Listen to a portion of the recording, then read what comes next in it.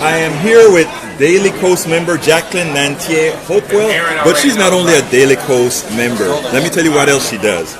She has a line of liberal, progressive jewelry. So before we get into technicalities and politics, I want to ask her, tell us a little bit about your jewelry. Well, Leftwing-Bling.com is a jewelry that helps grassroots groups to fundraise through either our affiliate program or through lower cost buying so that we can help you fuel your activism and monetize your mailing list. And I tell you what, I actually went to her Bling store and bought one of those things that I'm carrying home to my wife. But anyhow, there's a whole lot that you want to talk about. There's a whole lot. I mean, you are not only a Bling seller, but you are also a political activist. So tell me a little bit about what you're going to be working on, or what you want to tell the audience that they need to be cognizant of. Well, first of all, we got Women's Equality Day coming up here in August on the 27th. Where's here? Where here is Washington, D.C., and many other states are holding marches and events throughout the country to commemorate Women's Equality Day. And the big push is getting the Equal Rights Amendment ratified to the Constitution.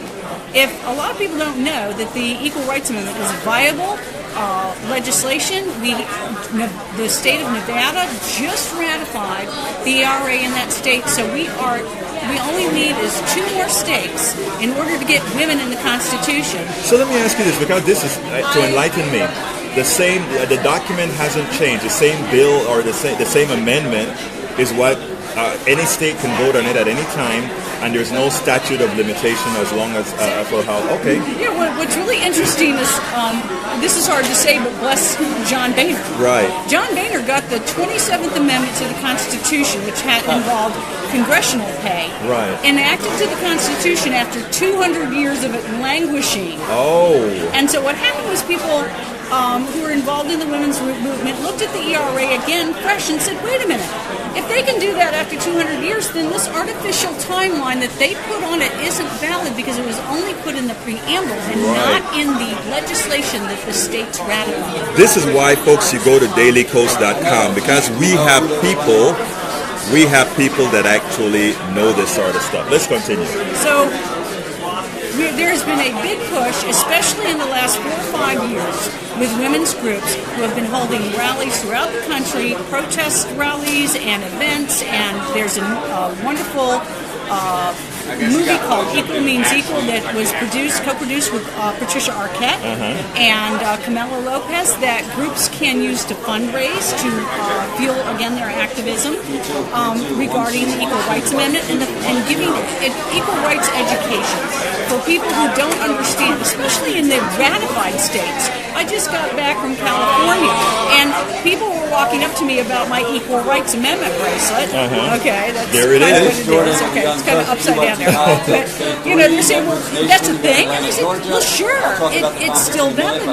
Yes, and they would say, well, why don't I know about this? This is because you're in a ratified state. Right. So, so that's what we need your help to help the other states that aren't ratified, and we only need 2. And here's a good reason why we need to ratify the Equal Rights Amendment. Other than all the other equal pay issues, etc., we have 170 women in this country from Vietnam to Afghanistan who died incident to their combat deployments in Iraq, Vietnam, Afghanistan. They died without equal rights under our Constitution. So they went to war and laid down their lives for a Constitution and defended that Constitution, and that Constitution doesn't defend them. That is sad. And when you tell legislators in unratified states about that, and they look at you like, well, wait a minute, you're covered under the 14th Amendment. Well, Justice Scalia, before he died, opined that if women want equal rights, they need to be in the Constitution because the word woman does not exist in that document. In the four corners of that document, women are not mentioned at all. If you want equal rights, you better come up with a law because there is no law that covers you. And that is an interesting fact. The word woman is not mentioned anywhere in our Constitution. Absolutely not. And so when we have 33% of our military are women. We could not respond to a military situation without women. And the nature of war has changed in such a way that, there are no back lines, or front lines, etc. If you're in combat theater, you are exposed to death. Right. Absolutely so. And so I asked legislators, said, well, women, shouldn't be in combat. Well, really, which one of you want to go to the husband or father or mother of a woman soldier who died and be told that her sacrifice was equal to the man's sacrifice? That is so true. Now, I think you have some other events that you want to tell us about. Is that true? Yes, this is what I wanted to talk about was the Friday, August 25th. It's the the ERA Advocacy Day on the Hill, starting at 10 a.m. in Washington, D.C. We're going there to talk to our congressmen and senators about removing the artificial timeline that is giving some of these states that don't want to ratify the ERA an excuse not to ratify it, okay? Because it's an artificial timeline. And then the second is the Saturday the 26th in Washington, D.C. There is a walk and rally at the National Mall. If somebody wants to get more information about it, they can go to www.katrinasdream.org, or you can go to eraaction.org. www.eraaction.org. These are the two groups that are sponsoring that rally. And it's over 2 days. Yes, it's over 2 days. You've got the advocacy on the Hill, and then you've got the actual rally. And so you get the particulars there. So if you want to join, they also have a thunderclap fundraiser that they're doing fairly soon. So really important. And then the next thing is Virginia elections. Okay. Virginia is the bellwether. Exactly. A lot of people don't realize that. Yes. Explain to them. 2017, Virginia has their elections in off years.